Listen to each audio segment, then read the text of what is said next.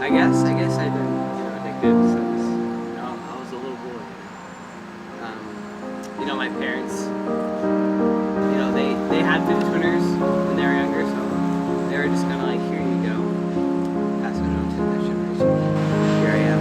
I was with these, I had these babies before they were even popular.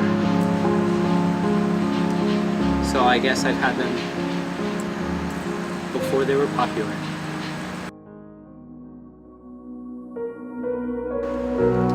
I'm already on the road to success. I'm gonna be a fidget spinner connoisseur.